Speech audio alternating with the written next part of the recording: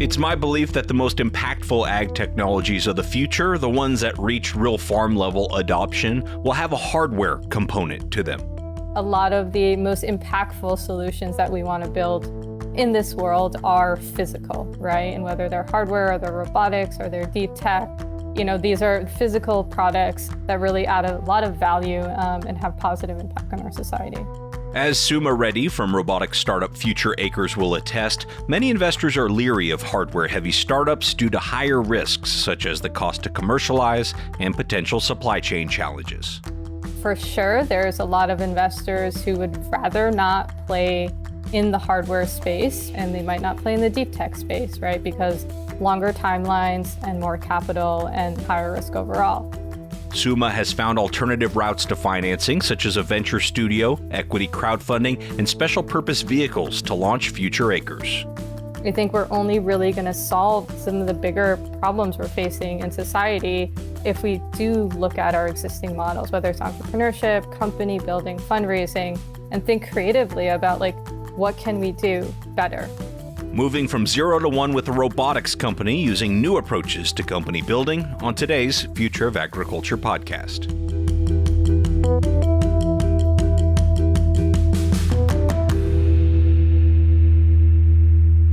Well, hello, fellow ag nerds. Thanks so much for joining me for this episode of the Future of Agriculture. My name is Tim Hammerich, and every week I get to sit down with the founders, farmers, innovators, and investors shaping the future of the ag industry. Today's episode is brought to you by Sound Agriculture. Sound Ag's source product is a foliar-applied biochemistry that activates soil microbes to unlock more nitrogen and phosphorus. It works with soil you've already got and the equipment you already use to wake up the soil, kind of like caffeine for microbes. You may recall hearing from Sound Ag's CEO Adam Lytle on episode 295, and I'm really thankful that they decided to advertise on the show. Take advantage of Sound Ag's Performance Optimizer to identify which fields will get the most out of source corn. Using key data, they can help you place the product more accurately and decide whether focusing on yield lift or nitrogen reduction will give you the best results.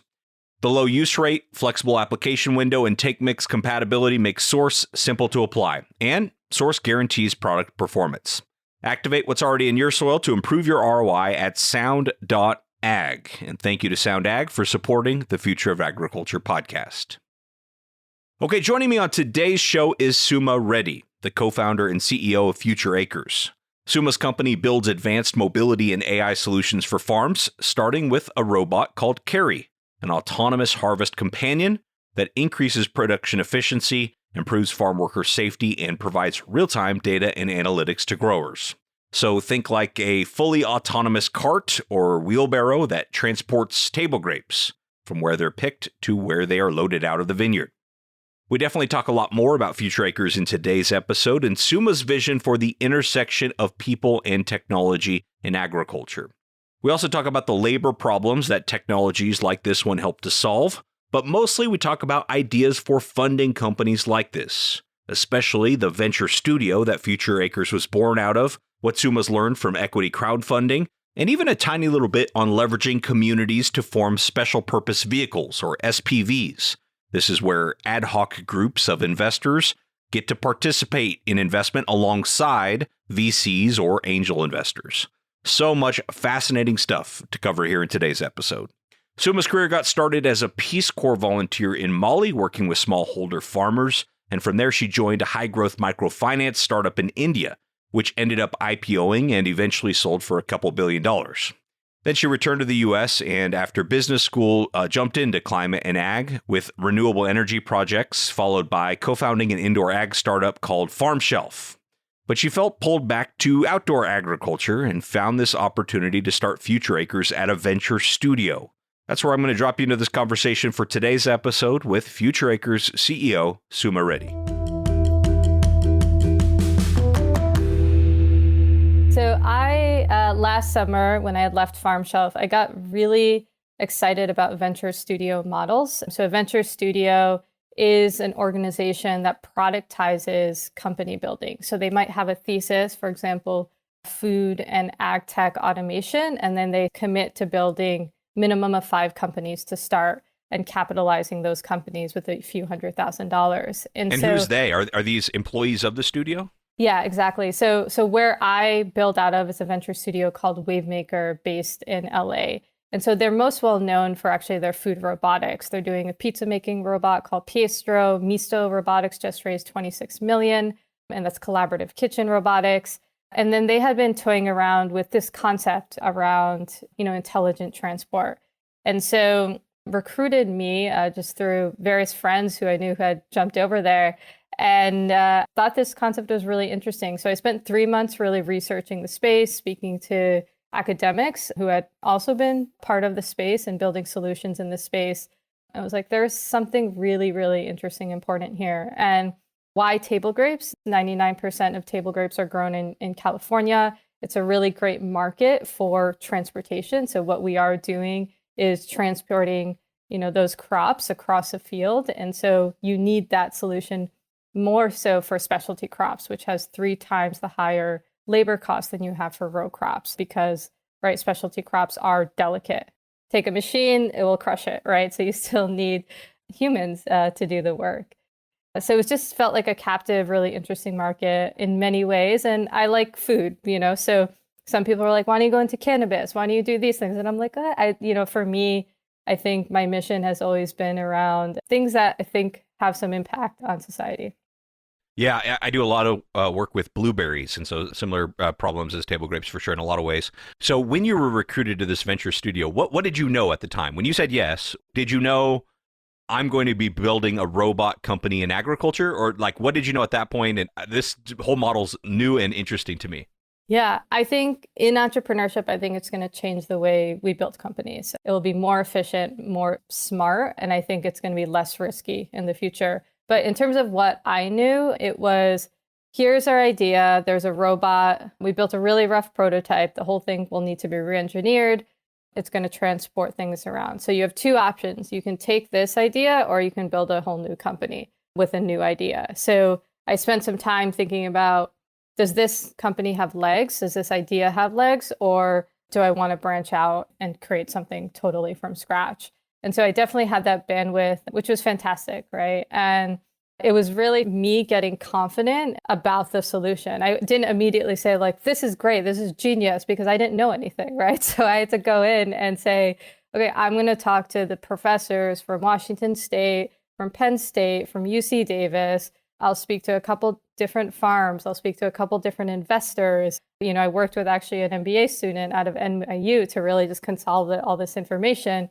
And then when I felt really, really confident, I said, okay, great. Like, this is something that I do want to build. This is something I do want to pitch. This is something I do want to, create.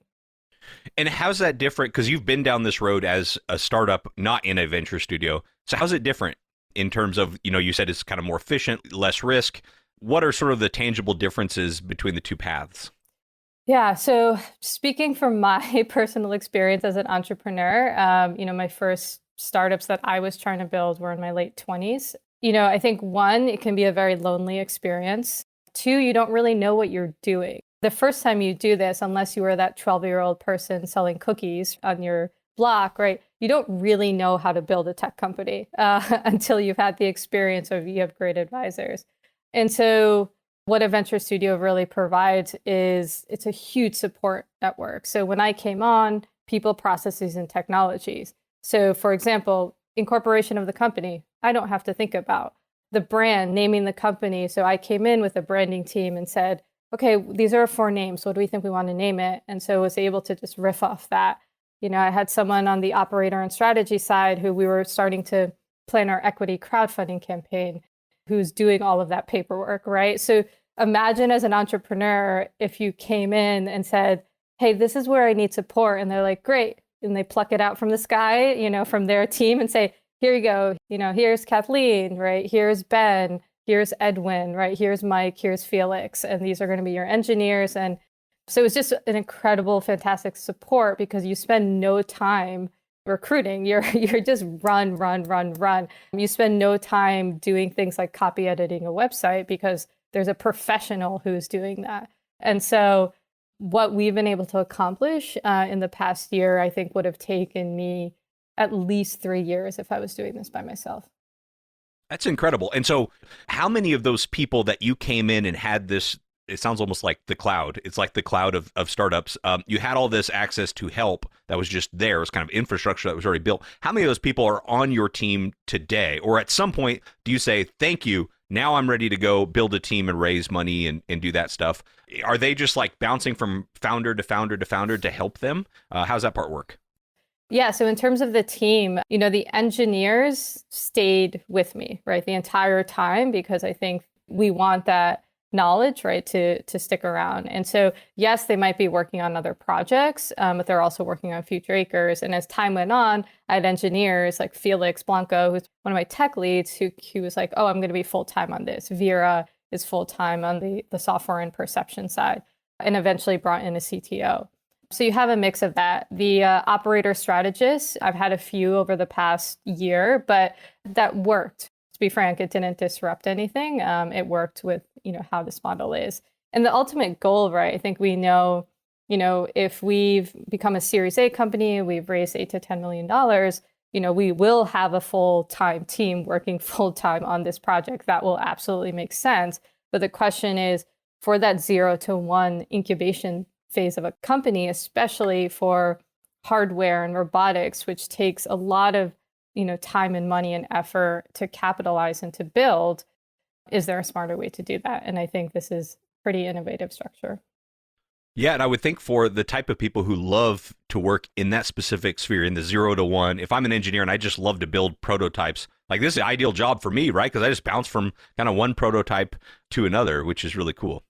Yeah. And if I can add one more thing, right? Because you have other companies in the space that are building automation solutions, you just turn over to them and say, hey, autonomous lawnmower, you're building a dashboard. We need to build a dashboard. Can we just borrow your dashboard and iterate upon it? And wow, we just saved 5 months of development.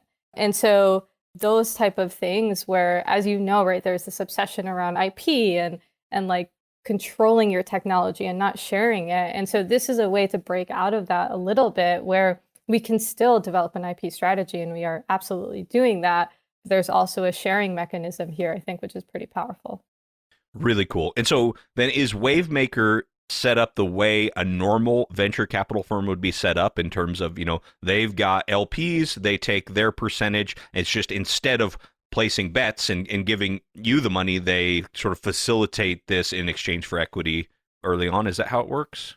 Yeah, it's the former. I think you hit on it exactly. So there is Wavemaker sort of Venture, which is a $600 million assets under management fund based in LA and Singapore. And then there's Wavemaker Labs. And so Wavemaker Labs is the venture studio, and they do have LPs who invest in that entity, hoping for all these companies to grow and to eventually to exit. Interesting. Okay. And last question on sort of the structure of this. The money that pays for Wavemaker Labs, is it raised like a fund, or is it funded in a totally separate way? So the initial capital was raised like a fund. So Wavemaker Labs was founded by Buck Jordan, who I think is a fairly well-known investor in the LA area and had some successful exits. So based on that success, he was able to fundraise for Wavemaker Labs as that initial capital. Okay. And so when you took on this, they recruited you specifically to come work on autonomy in agriculture, right? Yes. And do you see like the venture studio model as particularly well suited for hardware companies? Yeah, that's a great point. I had never really thought of it until you said it. But yeah, I actually think so, because you're de-risking that part of the company building process. You're really trying to say this venture studio is going to take on a lot of that 0 to 1 risk, the pre-commercialization risk, and at that point, it's setting it up for, investment and manufacturing and things like that. Let's maybe talk about the company here. I really appreciate you kind of giving all those details on the venture studio, because I'm personally very interested in alternative funding models. And I think we're going to come back to that point and talk about crowdfunding maybe a little bit later. But for now, I want to make sure we don't get too distracted away from future acres. Where are you in terms of the development? And I know you mentioned it's sort of like an unmanned autonomous way to move fruit. And kind of where is the company now, and what's next? Yeah. So In terms of where we are, we had a successful demo on October 27th with a partner farm, 2021. And so that was a huge milestone from a product side, really validated our product strategy and our approach and some of our key product features. And so our goals for 2022 is then to use that as our foundation and build not just one, but 10 units by harvest season of this year. So harvest season really starts, July into November, but our goal is September, really to roll these out and then to pilot with some of our fantastic farm partners. Okay. And talk about this labor challenge, because to oversimplify things, it's, we struggle to get enough labor to produce and harvest our crops, and automation can surely help. But I think it's a lot more nuanced once you get into it. And your solution is an interesting one because it's, augmenting labor. It's not replacing labor. It's helping labor be more efficient, more effective. Can you talk about, was that an intentional decision to go that route and kind of the importance of that? Yeah. So I think first, as you said, that labor challenge, one, we're seeing that farms, if you talk about one of their number one challenges, it is around people and the quote unquote labor shortage. So 20% in many places, this past summer. And it's exacerbated really by an aging workforce. Average age, I believe, is 42. That's declining 7% a year. But, as you said, this is a complex solution. And oftentimes when I'm pitched, right, there's no time to really talk about the complexity of it. But I think it's important to sort of address, right, this more of the systemic issues around it, right? The seasonal nature of the work, the legal status side of our migrant workers, right? The physical toll, the real physical toll of this work, and especially in the era of climate change. And so, from the point of view of who our workers are, I think, right, we of course know it, even if we don't talk about it, but 75% of our workers are undocumented. And so that represents a challenge in their lives and as well as the farms. And a third to a half of ag workers are residing in California because it is, right, the base for specialty crops, for most of our specialty crops. And so that's around 500 to 800,000 ag workers today. And so this is, when you think about it, a really massive challenge when we think about the future of work. So for us, how we're addressing it is primarily the technology, but we also have a community and educational angle as well. So with the technology, as you said, what we're developing is what we call a harvest sidekick. We're not trying to displace or remove people. Essentially, the farm worker works with Carrie or the robot to save those 2 hours out of the day. They're spent hauling wheelbarrows around a farm. So what we learned is that the wheelbarrow was actually invented in 231 CE in China. And if you look at pictures, if you Google pictures, it's basically the same technology. And so we're like, maybe we can change it a little bit, right? We don't have to change it in a crazy way, but just a little bit. It might be time. Yeah, it might be time. The time is now. So really, we started, like, hey, this is a problem set that we can solve, and we can solve it within a couple of years. I think picking, apple picking, strawberry picking is fantastic to dream about and thinking about, but we're still a ways away from those commercialization solutions. And again, this is, what do farms want today? And they're like, this actually solves a problem for today. And then you say, well, what about data and analytics? And they're like, not yet, not yet, not yet. But we're like, cool, well, let's build something that gives you the foundation for the data and analytics, because you have something that can move across the farm, and we can start capturing yield. We can start capturing time, like location stamps. And so when you need it, we'll be ready. And so that's why for us, kind of developing a little bit of this platform solution has been important. Yeah, it makes total sense. I think, that's where you've seen a lot of companies really struggle in agriculture, is when you're trying to sell a narrative on the future and the grower has problems today. And it's like, I am not going to take a risk on something that might help me someday in the future. I've got problems of my own right now. And so it's super smart that you can kind of get in there right away. What about the addressable market here? You're in table grapes, acreage wise, not a big crop compared to many others. How does this scale beyond table grapes, or is that a concern for you and investors that you talk to? Yeah, this is the $1 million, $1 billion question, really, which is, how big is this market and where can we go next? And I think the really interesting part for us is we can see ourselves going in 3 different directions. And so right now, the focus, of course, is building the foundation and actually building the technology. But our first option is really to sit there and say, can we be a bit more of a year-round solution for table grapes? Post-harvest, looking at the leftover wood on the vine. Pre-harvest, looking at the color of the grapes, right, using computer vision technologies. And then adding things like sprayers, for example, right, and adding things. So really hardcore optimizing both the hardware applications as well as that data and analytical piece. The second option is expanding into other specialty crops. So, right, this isn't a problem that only exists for table grapes. It exists for, as you said, the berries, whether it's the blueberries, the raspberries, or the strawberries, your stone fruits, your apples. So various types of industries. So yes, the hardware would have to be switched up, but once you develop that software, that is much more replicable, right, across spaces. And so that itself is really, really interesting to think about.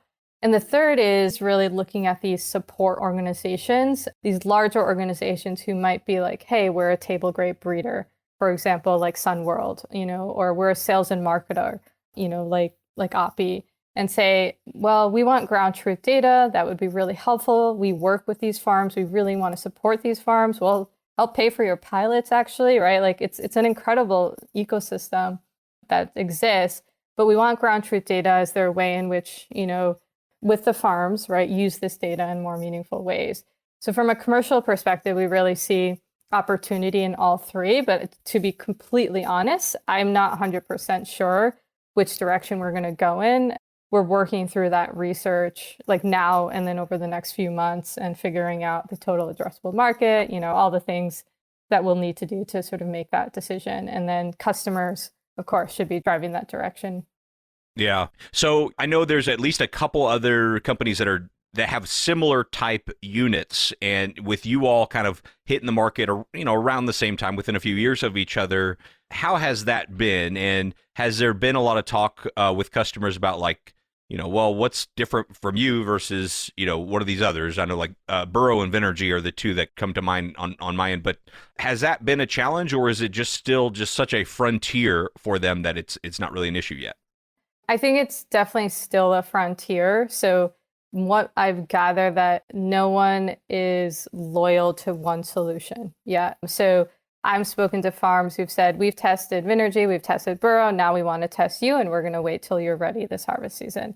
And so I feel very grateful, right, for the path that Charlie from Burrow has paved the way, right? Like he spent, what was it, maybe 8 years? I'm probably getting that years wrong, really educating the market, both the investor market as well, of course, the customer market in terms of these types of solutions, which meant for us, we don't have to explain what we do. Farms understand it, investors understand it, all stakeholders immediately understand it, which is fantastic when you think about adoption and adoption rates. I think what's also really interesting is that the 3 of us, Vinergy, Future Acres, and Burrow, we have, it seems like, very different types of products, just looking at how they look. And right, I don't have access to exactly what Burrow's doing or exactly what Vinergy's doing, but at least what I see from the website or an article.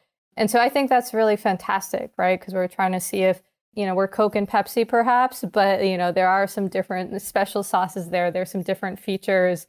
And, I think there's enough space for all 3 of us to play and still capture our market and develop our technologies. And over time, I think our product strategies are going to diverge in different ways. I think Burrow joining the John Deere program, where John Deere does not focus on specialty crops, right? They only focus on row crops, I think is a really interesting piece of info. Yeah, it makes you wonder what they're seeing, if they're seeing opportunity in row crops for a unit like this, which would certainly open things up for all 3 of you. Well, I want to talk more about kind of the alternative funding models, specifically in ag tech. And maybe a good place to start is, I know you have some experience with crowdfunding as well. Can you maybe talk about equity crowdfunding and just take that whatever direction you want to go to start with? And I'm sure we'll have some follow-up questions for you on it as well. Sure. So I've been exposed to equity crowdfunding for a little more than a year, so I don't claim to be an expert, but I can speak from my experience. So from my understanding, 2012, the Jobs Act came into being. And a small slice of the Jobs Act loosened kind of our definitions of who could invest in companies. And so there was two ways, over time, Jobs Act evolved. There was more different mandates, but there was sort of Reg A and Reg CF. And so if you decided to equity crowdfund, which means I could say, Tim, you can be an investor, right?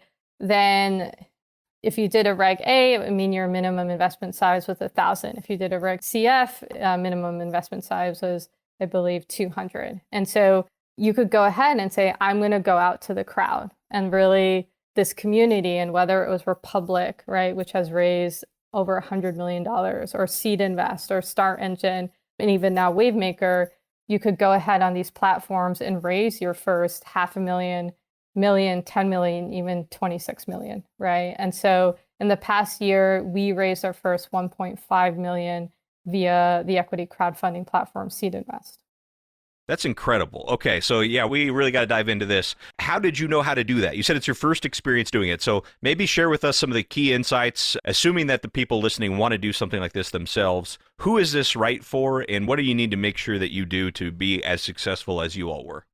Yeah, so Waymaker has become probably the premier organization in terms of raising money via equity crowdfunding. They have gotten very, very, very good at it. It is both an art and a science if you do it in the right way.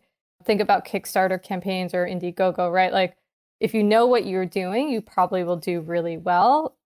If you don't know what you're doing, you might get lucky, but probably not, right? And it's the same thing with equity crowdfunding. So really, we're partners, right? So leaned on that support where they had a team who said, we know what we're doing. We're going to go ahead and equity crowdfund. You come in, you pitch, right? Help with story, narrative, right? Share updates, all of this stuff. So that was incredibly valuable. I think in terms of what companies you're seeing on the platform, and then the exciting part of, I think, what companies will see in the future is, I think what you've seen is a lot of consumer facing companies that really feel applicable to the everyday person. The pizza making robot, great. I love pizza. I want to invest in it. So one of the challenges we had is early on, someone from our team was like, who's going to invest in like a wagon? And I was like, it's a sexy wagon. I won't, what do you mean? It's great, And so it's for me try to sit there and say, okay, actually is the average person, do they get excited about agriculture? Do they get excited about farming? And so I actually think that's really where our opportunity now is how do we take something like agriculture, and as we know, right, most people are very disconnected from food systems and agriculture, but start helping with that story.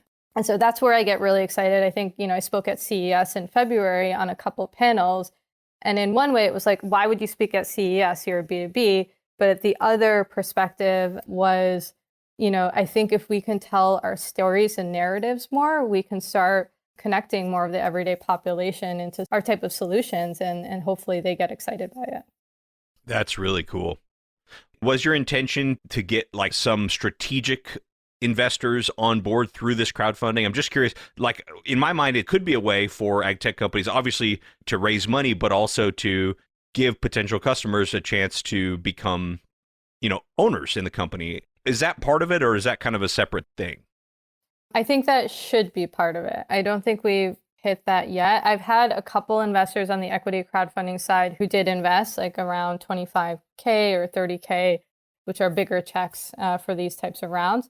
Right now, I'm institutionally fundraising as well, which is very interesting experience, trying to explain venture studios, equity crowdfunding, and agriculture and robotics. So all four.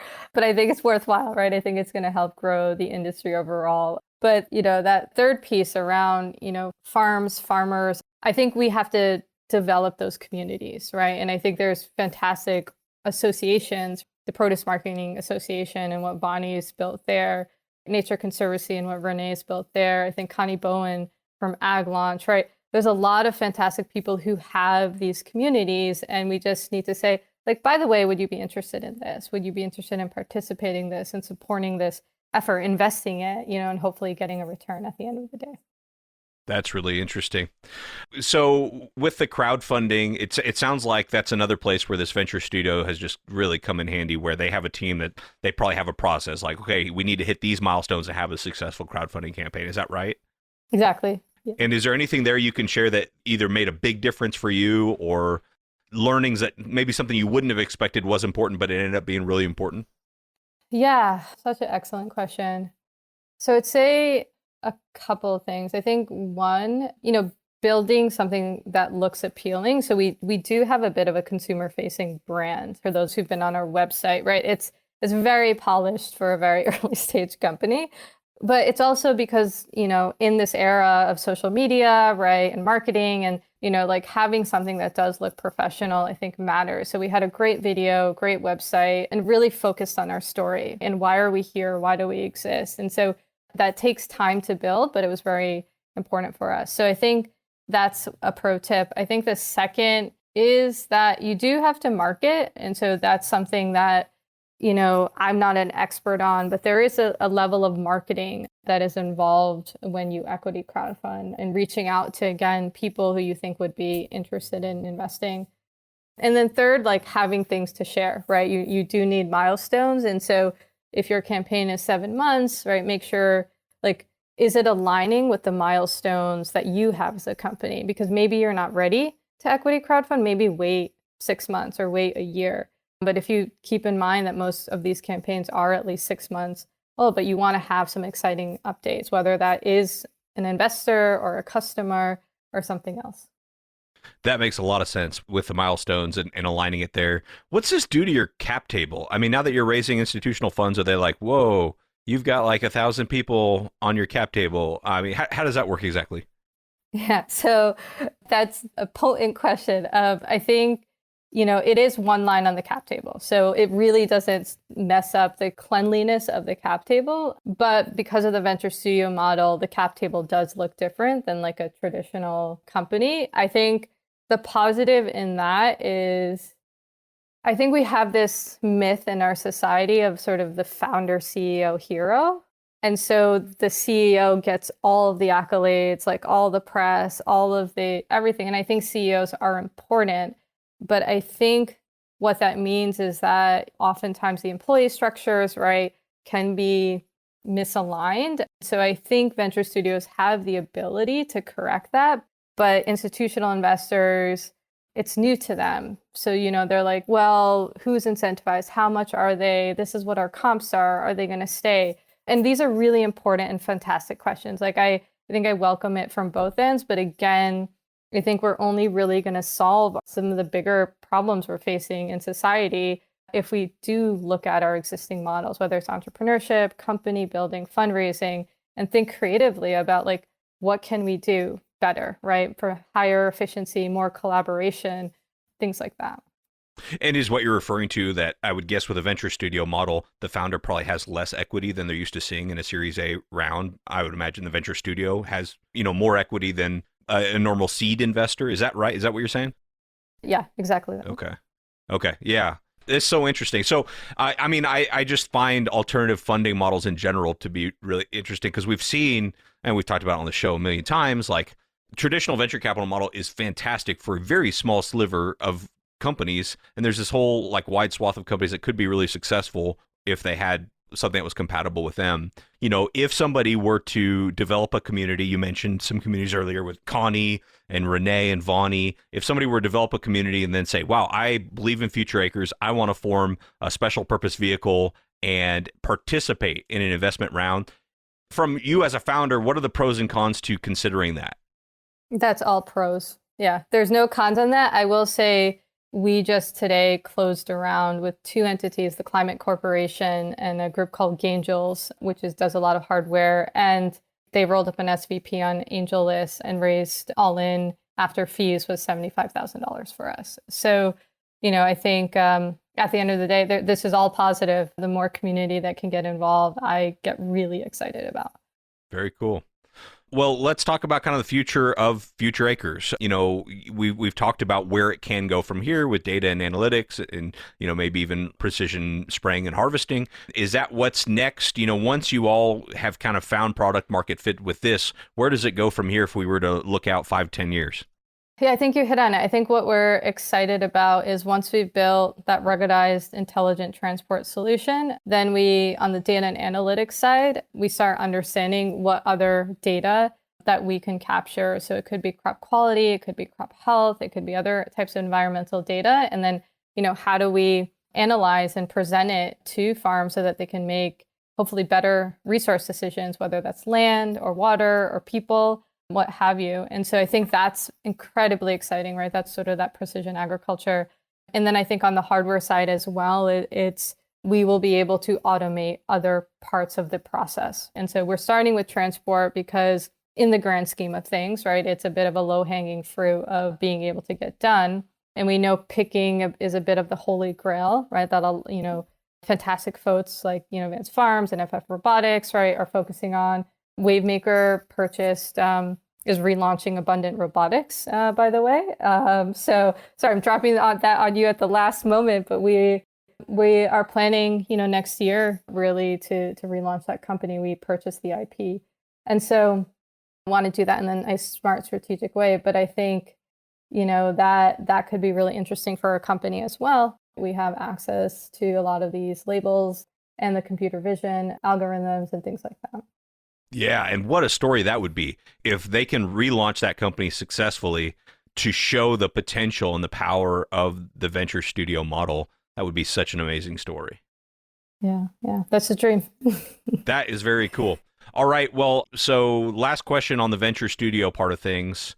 I look at it like, you were hired in the nest, sort of like figuring this out. Then you kind of leave the nest, you go, you raise Series A, you become a standalone company, you take some employees with you, you hire your own employees. And then the venture studio is at the same time doing the same with other people. Like assuming they buy, Abundant Robotics, they're going to recruit someone to lead that company, I would imagine. And they're just kind of continuing to churn through those ideas. Is that right?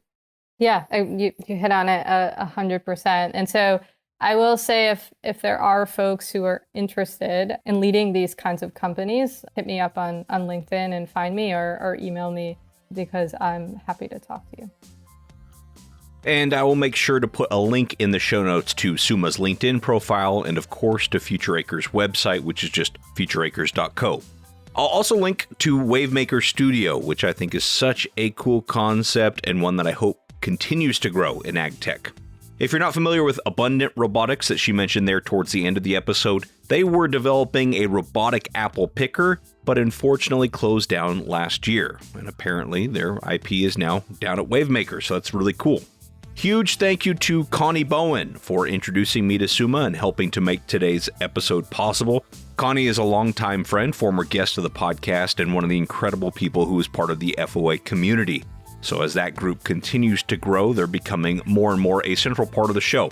You could join them if you'd like over at patreon.com/agriculture. Thanks so much for your time and your attention. I really don't take it lightly. I'll be back next week with another story of ag innovation.